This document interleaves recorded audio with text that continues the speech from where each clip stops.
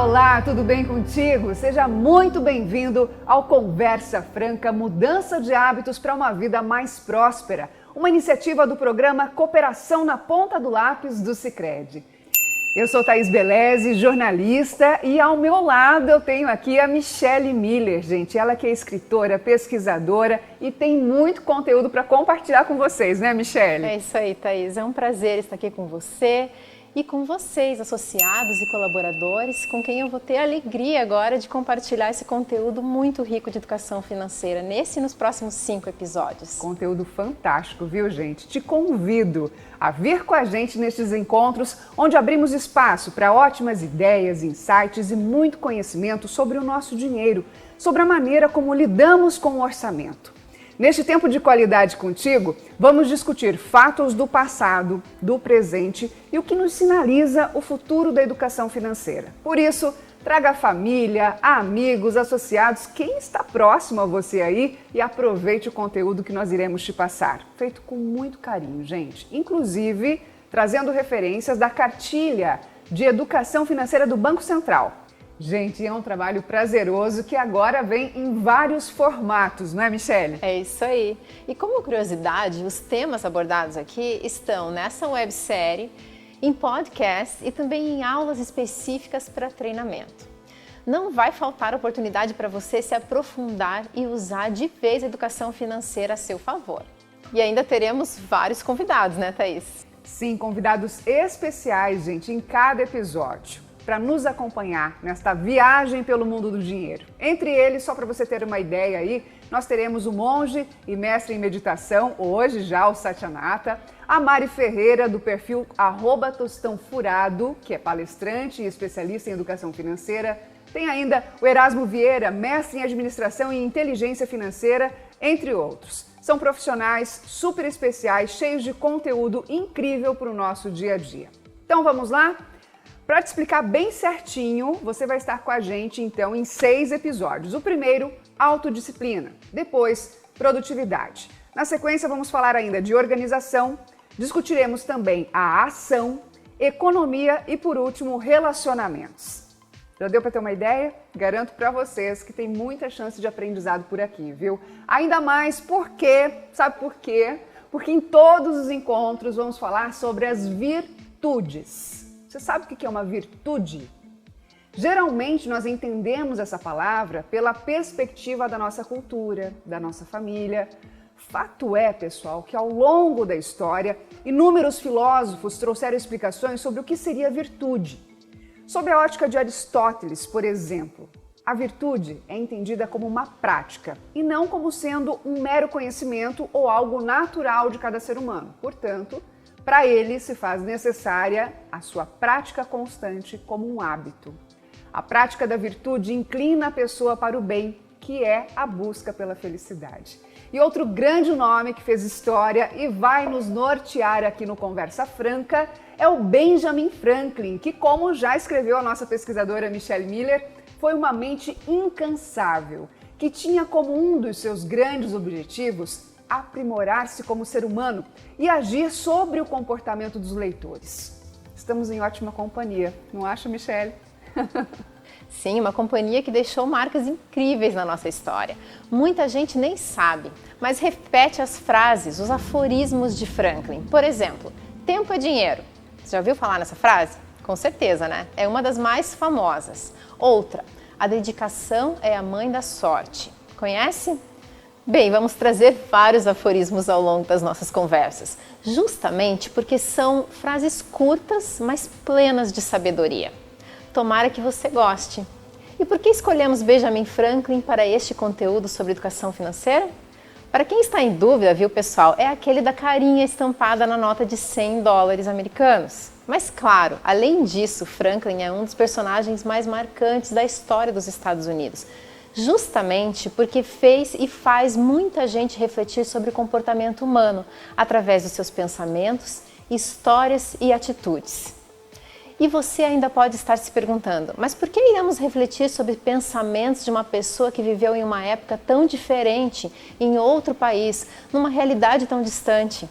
Realmente, em meados de 1700, quando ele nasceu, o mundo era bastante diferente. Muita coisa que usamos diariamente não existia. Leis e costumes tornaram-se ultrapassados, mas a natureza humana é a mesma. Você também pode estar se perguntando, mas qual a relação de Franklin com o comportamento humano? Afinal, ele é mais conhecido por seu envolvimento na política. Muitos pensam que ele chegou a ser presidente dos Estados Unidos. Isso ele não foi, mas foi muitas outras coisas. Aliás, olha só o que ele poderia responder se lhe perguntassem: Franklin, afinal, o que você faz? Bem, eu sou jornalista, escritor, político, filósofo, ativista cívico, humorista, diplomata, cientista e nas horas vagas trabalho em invenções revolucionárias. Se você usa óculos com lentes bifocais, foi uma invenção minha. E também é provável que você se beneficie de outra coisa que criei: os para-raios. Antes disso, fiz uma experiência perigosíssima com uma pipa para mostrar que os raios são descargas elétricas. Estava quase esquecendo de acrescentar que também sou abolicionista. Luto pelo fim da escravatura. Podemos dizer que Franklin tem tudo a ver com o momento em que nós vivemos. Podemos sim ter inúmeras funções, profissões ao longo da vida, não é? E por isso mesmo, ainda mais importante, sabermos lidar com a nossa vida financeira. Agora, gente, haja disciplina, hein, para realizar tantas coisas. E a autodisciplina é o grande tema de hoje, deste primeiro episódio. Quem vai nos ajudar a entender melhor o assunto é o nosso convidado Satyanata, mestre em meditação pelo Sagrado Monastério de Kauai, é autor do livro Seja Monge, a Arte da Meditação. E você seja muito bem-vindo, Sati. Muito obrigado, Thaís. Me sinto muito bem-vindo e feliz de estar aqui. Muito bacana. Sati, você dedica, a sua vida ao estudo da nossa mente, ao estudo e entendimento da meditação. De que forma a meditação pode nos ajudar, Sati, na autodisciplina? A autodisciplina é algo que nós, monges, usamos dentro da gente, muito próximo do coração. E isso acontece porque a gente vai descobrindo que para a gente fazer aquilo que a gente mais quer, que é brilhar nossa luz, viver melhor, ter mais amor, a gente precisa dessa tal de autodisciplina. E essa palavra, disciplina, inicialmente ela parece bastante hostil para nós. Quando a gente ouve falar em disciplina, todos nós humanos, a gente até se encolhe. Mas isso é porque, originalmente, a disciplina foi uma coisa colocada de fora para dentro. As pessoas impunham ordens e uma tentativa de disciplina na gente. Na verdade, o que nós, monges, buscamos no autoconhecimento é uma disciplina que venha de dentro para fora. É uma disciplina que eu cumpro porque eu quero viver melhor, ter mais clareza na mente, ter mais alegria, ter mais sorrisos, ter mais amor e ter mais eficiência na vida. Essa autodisciplina que vem de dentro para fora, ela é apaixonante. Sati, você acha que nós que não temos essa vivência, que vocês monges têm, você acredita que a gente consegue fazer isso no dia a dia, Sati? Eu aprendo com uma pessoa que vocês também aprendem, que é Benjamin Franklin. Ele não era monge. A gente, na verdade, ninguém é monge o tempo todo. Mesmo eu, às vezes, vou chutar uma pedra, machucar o dedão, e aí vou ficar bravo como se eu não fosse monge. E devagarzinho eu vou voltar para um estado de equilíbrio. O Benjamin Franklin, mesmo sem ser monge, cultivou essa autodisciplina, essa busca da alegria. Isso, gente, a autodisciplina, a clareza, é para todos os seres humanos. No seguinte sentido, o mundo tem uma fórmula mágica que a gente pode encontrar.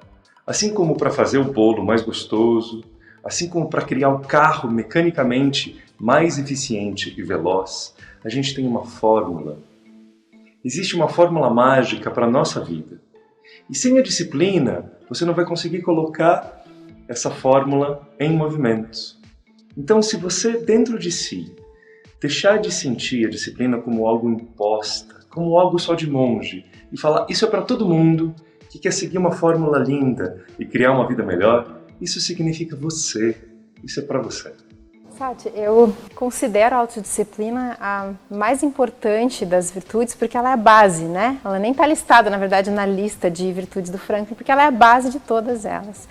E eu, como mãe, procuro passar isso, construir a autodisciplina no meu filho. Eu quero ver o que você acha do caminho pelo qual eu sigo, que é falar um pouco da vontade, né? Que a gente acostuma respeitar demais a nossa vontade. De repente, eu não estou com vontade de fazer isso, então eu não faço, eu estou com vontade.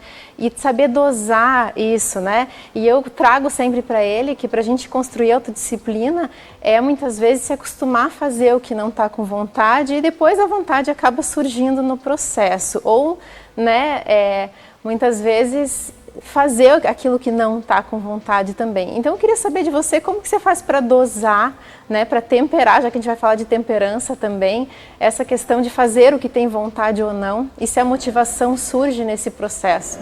Essa autodisciplina e até o que a gente ensina às crianças, tanto falando quanto através do exemplo, são realmente chaves fundamentais para a gente ser feliz e ter sucesso na vida. A temperança também. Sabe uma maneira que a gente pode definir essa tal de autodisciplina? Que tal você ser o líder de você mesmo? Líder de si mesmo. E para isso é importante a gente entender que nós não somos uma peça única. Você não é um monolito, você não é uma peça de uma essência só. O que nós somos, na verdade, somos feitos de várias partes, quase como se a gente fosse um mundo. Então quando eu acordo de manhã, tem uma parte minha que quer continuar ali no cobertor. Tem outra parte minha que quer levantar e fazer exercício. Tem outra parte minha que quer cumprir as obrigações. Tem outra parte minha que quer meditar. Nós somos feitos de várias partes. E a autodisciplina é você ser o líder dessas partes conflitantes e dizer qual delas vai vencer. O que a gente precisa fazer, que é fundamental, é você decidir o mais importante quando você está bem. A gente brinca que é você sendo o líder e você obedecendo. Então decida. Eu vou acordar cedo de manhã para fazer um exercício. Decida quando você está bem. E aí quando você acorda, você cumpre a ordem que já foi determinada. Descubra dentro de você qual parte sua que você quer que seja a parte líder. Em geral, a parte mais cheia de sonhos, de possibilidades, de entendimento, de conhecimento, de autoconfiança e sim, de temperança. Porque temperança é a gente equilibrar aquilo que é oposto. Então, se eu faço dieta, mas eu tenho muita vontade de tomar um sorvete, o que eu faço? Me reprimo? E a verdade, todos nós podemos aprender com o redirecionamento desses desejos. Os desejos não podem nos dominar, mas a gente não pode também ser cruel com a gente mesmo. Então, o que a gente vai fazer dentro de nós, em busca dessa temperança, é sendo líder de si mesmo, você decide um pouquinho que pode, para dar aquele tempero, para dar aquela equilibrada. Então você trabalha bastante, e na hora de trabalhar você sua e se dedica. Mas aí na hora de dar risada, você esquece o trabalho. Isso é temperança. Sati, interessante você falar sobre a gente tentar, né, ser líder de nós mesmos. Isso é muito interessante, principalmente porque a gente está conversando hoje aqui com muitos associados, né, desde jovens até pessoas de mais idade, enfim. E o que a gente sente às vezes que é mais difícil a gente se liderar, ter a nossa disciplina, do que direcionar uma equipe, por exemplo, né? Um trabalho de cooperação, por exemplo. Por que isso acontece, né? Será que a gente às vezes falta o autocompromisso, né, da gente se cuidar também? É muito bonito o que você está dizendo, porque o autoconhecimento resolve isso. Ao se conhecer, você descobre que as suas vontades não podem ter o mesmo peso. A vontade da sua alma não pode ter a mesma força em você do que a vontade do seu estômago. É isso que Benjamin Franklin nos ensina como virtude, como você pegar as decisões e os princípios da parte mais elevada da gente. Aquilo que depois Abraham Lincoln chamou de os anjos melhores da nossa natureza. E aí a gente segue os princípios das nossas partes mais elevadas. Uma das dificuldades que a gente tem é dizer não para partes nossas que a gente quer cuidar delas, mas elas não podem ter poder decisório. Então o que a gente tem que fazer é, encontre aquilo que em você é a sua essência mais elevada e mais bonita. E é ela que tem que ser o líder e coordenar o resto. Como as outras partes estão dentro da gente, Thaís, a gente às vezes deixa as outras partes falarem também e darem palpite. Mas esses palpites têm que ser ouvidos com muita delicadeza, porque eles são só palpites. A decisão tem que vir da luz dentro da gente. E é por isso que às vezes é muito bom você decidir coisas grandes quando você está bem. Você vai, respira, faz uma oração, faz uma caminhada, abraça uma árvore, fala com as pessoas mais inteligentes e aí você toma decisões que vão ficar. Porque depois o resto da gente, o meu medo, a minha preocupação, vai chegar em mim e dar palpite. Mas se a minha melhor parte decidiu, eu tenho que deixar que a minha luz seja líder de mim. Sati, quando o assunto é dinheiro, quanto é importante usarmos a temperança na nossa vida? Eu vou começar respondendo sua pergunta de uma maneira inusitada. Benjamin Franklin estudava eletricidade. Ele estudava a energia. A energia flui. Ela flui para onde ela encontra caminhos. E o dinheiro é uma energia. Ele vai fluir muito fácil. O dinheiro pode ir para os lugares errados. A temperança serve para a gente entender que dentro de nós podemos contribuir para esse dinheiro crescer e ir para o lugar certo, ou escoar como uma eletricidade num fio terra, como uma água que corre para o rio. A temperança dentro de nós vai fazer com que essa energia, que é o dinheiro, possa ir para onde realmente vai criar prosperidade, alegria e um bem-estar que Benjamin Franklin também sugeria para nós. Ele era uma pessoa bastante feliz. Essa temperança, essa autodisciplina, não significa que nós temos que nos reprimir, mas sim que ter ponderação. A impulsividade ocorre com todos os seres humanos. E muitas vezes a gente compra coisas que não precisa. A gente compra porque está com dinheiro. Estar com dinheiro não é o suficiente para você comprar nada. Achar bonito não é o suficiente para você comprar nada. Isso não é nem ecológico. Que tal você considerar que assim como você tem a sua energia do dia, energia da sua luz, energia da sua mente, você tem uma energia monetária, que você pode colocá-la quase como a gente rega as plantas com a água. Onde você colocar, aquilo vai crescer. Então cuidado de não colocar esse dinheiro em coisas que não crescem. Às vezes a gente rega árvores secas, às vezes a gente rega desejos momentâneos, mas entender o dinheiro como uma energia fluida, que pode escoar para longe, mas se a gente regar a coisa certa, ela vai florescer e beneficiar a todos. Era isso que Franklin ensinava. Nossa, adorei a maneira como você colocou, né? Essa energia monetária, Michele. Fica até visualmente para a gente, Sati, fica muito claro, né? De que a gente realmente precisa cuidar dessa energia, Michele. Sim, com certeza. É uma forma bem visualizável de enxergar o dinheiro e para onde ele vai, né? E me ocorreu aqui que um dos fatores por trás dessa falta de temperança, essa dificuldade muitas vezes que a gente tem de dosar, pode ser a ansiedade. E como que a gente faz, né? Você concorda com isso? E como que a gente faz para identificar essa ansiedade dentro da gente? Que eu percebo que muitas vezes a gente nem percebe, né? As pessoas nem sabem o quanto elas estão ansiosas e até uma ansiedade de status, né? Como a Alain de Botton sempre traz, ou outros tipos de ansiedade que a gente pode estar vivendo agora. E como é que a gente faz para identificar isso dentro da gente como primeiro passo para lidar com essa falta de temperança? Eu acho sua pergunta tão linda, e ela é linda porque ela vai ajudar muitas pessoas. A gente tem realmente uma epidemia mundial de ansiedade.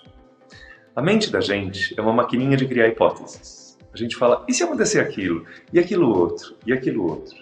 E, em geral, a gente reage mais fortemente às hipóteses negativas, fazendo com que o medo e a ansiedade se aliem de uma maneira terrível. Então, sempre a ansiedade é relativa ao futuro. Só que o futuro a gente não muda. A gente muda o presente que vai afetar o futuro. É como você tentar escrever um livro em páginas que ainda não chegaram. Cadê papel? Papel vai ser entregue pelo correio amanhã. Como que eu vou escrever o livro se ainda não tem papel? Então, é no presente que a gente escreve. É o presente que é seu. É o presente que é um presente para você.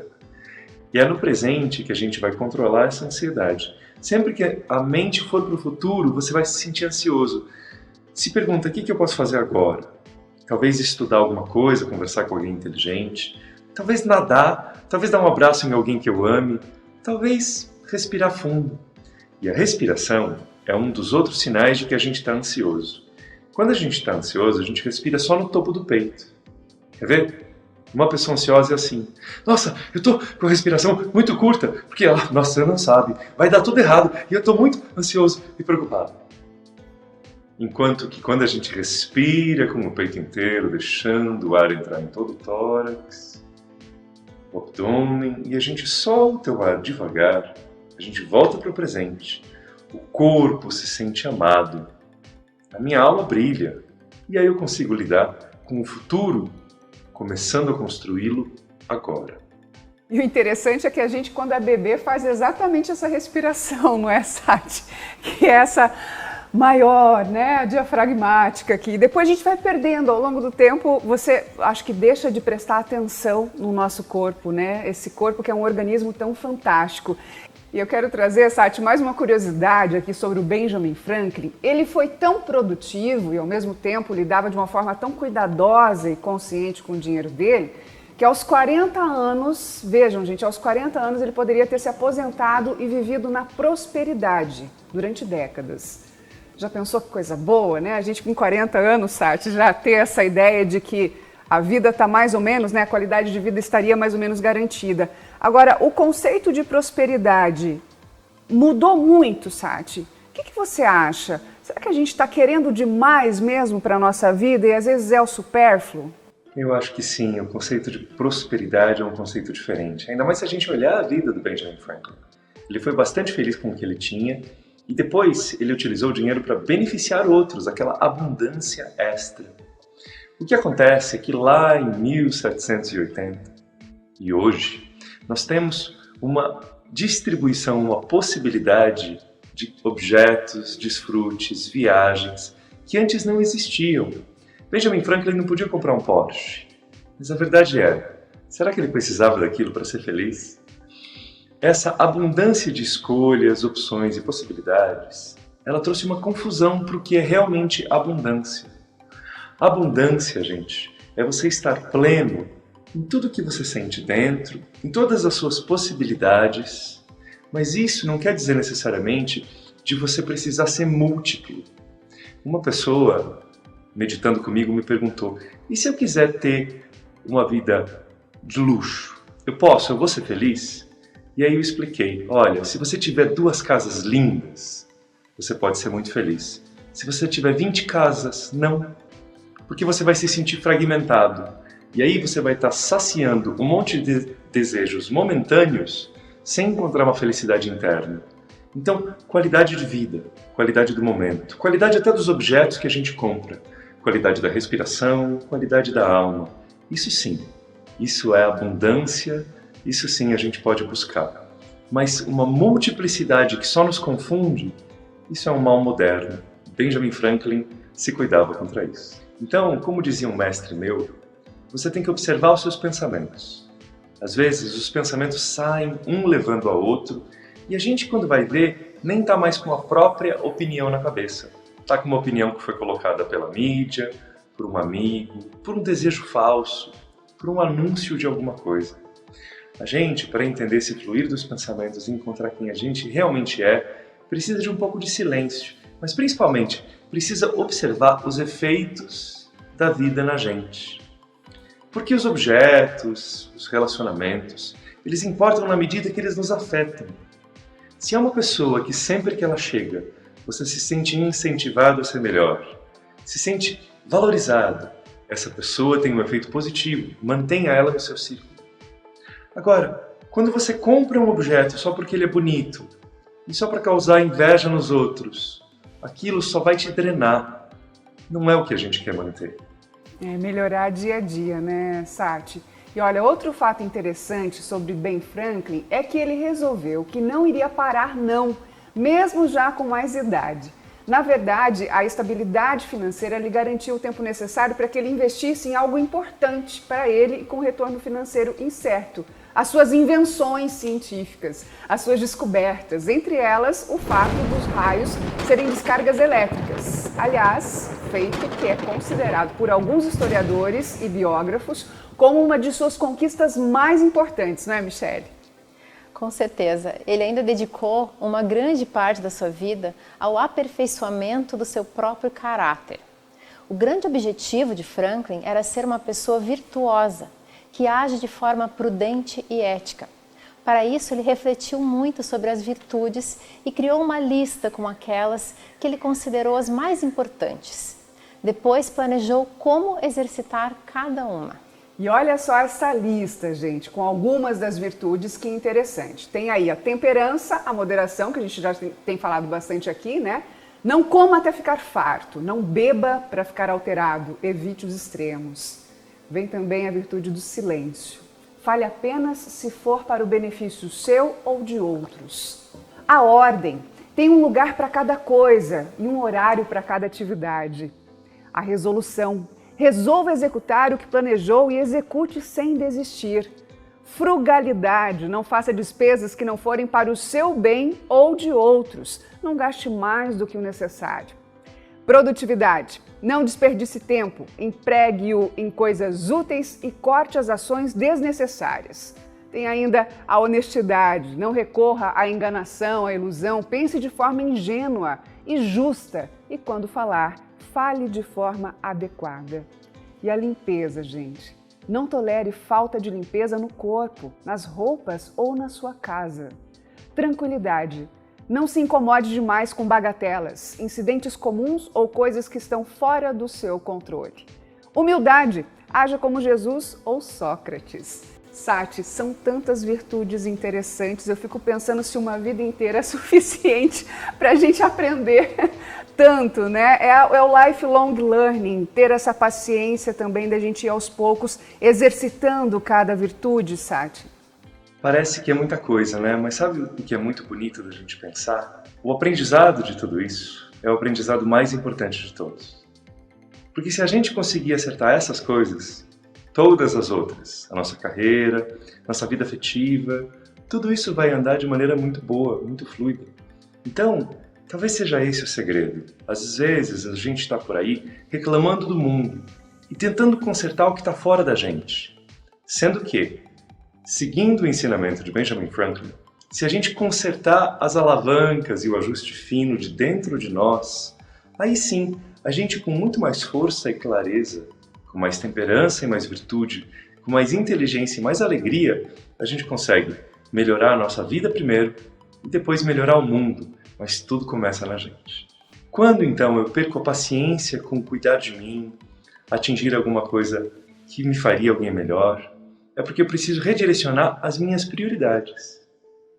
E aí o que Benjamin Franklin, de maneira muito bonita, nos ensina é que nós somos um projeto. E a maioria de nós quer vencer os obstáculos do mundo. Mas a gente esquece que o projeto mais importante é a gente mesmo.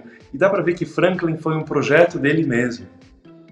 Ele pegou a si mesmo e falou, vem cá, você vai escrever de maneira melhor. Você vai agora cuidar melhor da maneira de pensar. O projeto mais importante do Franklin era ele mesmo. Então, quando a gente tenta mudar o mundo, às vezes a gente vai ficando irritado. Ou quando a gente não se prioriza, não entende o motivo de por que a gente está se lapidando, a gente fica impaciente. Entretanto, quando a gente percebe, esse é o assunto mais importante, esse é o projeto que vai ficar comigo por toda a minha vida, eu sou o meu projeto. E eu, se for uma pessoa melhor, vou me dar de presente para o mundo, para fazer coisas bonitas, para ajudar a criar aqui na humanidade o mundo que a gente sonha. Então a paciência precisa vir de você se apaixonar pelo projeto. Eu quero tanto ser alguém melhor, eu quero tanto ser alguém que escreve melhor, que lido melhor com o meu dinheiro, que trato com mais amorosidade as pessoas. Eu até imagino como é você, me apaixono por aquilo, e aí eu sigo no projeto com muito mais paciência, porque agora eu entendi qual é a prioridade dele.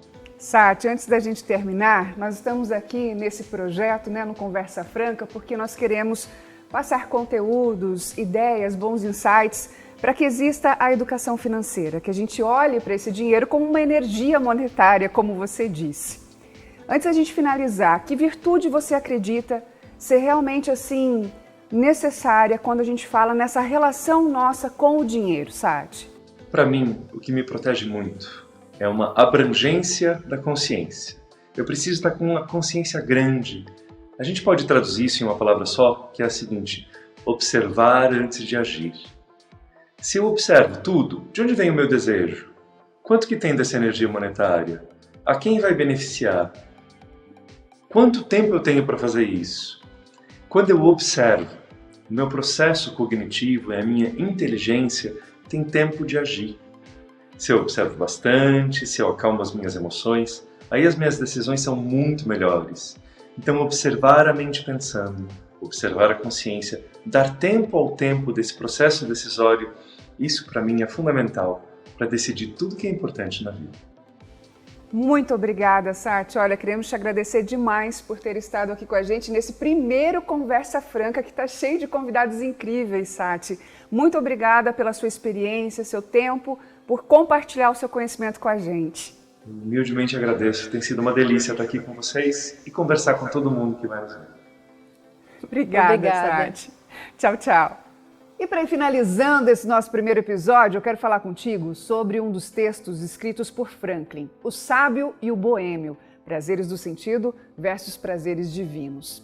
Para ilustrar a batalha entre uma vida virtuosa e uma vida voltada à realização dos desejos, Franklin publicou em um jornal uma conversa entre dois amigos, o Horácio, um boêmio que vivia em busca de prazeres, e o Filocles, um sábio filósofo.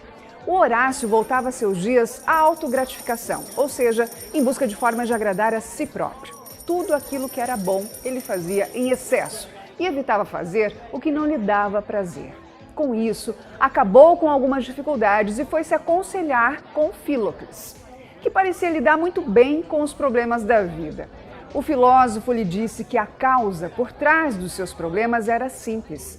Faltava-lhe amor próprio. Olha que interessante, gente. O Horácio não entendeu. Afinal, se ele fazia tudo para agradar a si mesmo, argumentou, como poderia ter mais amor próprio? O Filocles respondeu que o homem que ama a si mesmo procura fazer o bem a si em toda a sua existência, não apenas no presente. Olha aí, gente, a autodisciplina. Não paga um preço muito alto pelos desejos de agora e evita se prejudicar no futuro. Nas palavras do escritor, a sua explicação foi, abre aspas, na hora de decidir se algo é bom ou não a você agora, você precisa pensar se essa atitude é consistente com a sua felicidade amanhã, na próxima semana, no próximo ano. Se quiser viver bem, é preciso cuidar da sua felicidade agora e também no futuro e jamais construir uma sobre as ruínas da outra. Fecha aspas. O boêmio representa aqueles que buscam gratificação ou recompensa imediata. O sábio, gente, representa os que conseguem adiar a recompensa, aqueles que têm controle sobre os impulsos, que enxergam as consequências dos seus atos a longo prazo.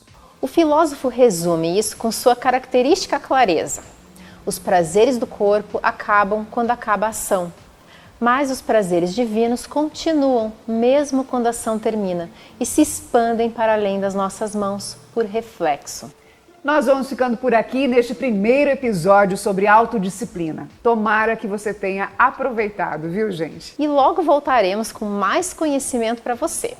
No próximo episódio, vamos falar sobre produtividade. Ai, produtividade. Então, você aí se sente produtivo? Como é que mantém a organização das prioridades da sua vida sem perder o controle do orçamento? A gente vai ter menos tempo para realizar as transformações que contribuam de maneira significativa para a sociedade, por exemplo. O que é produtividade?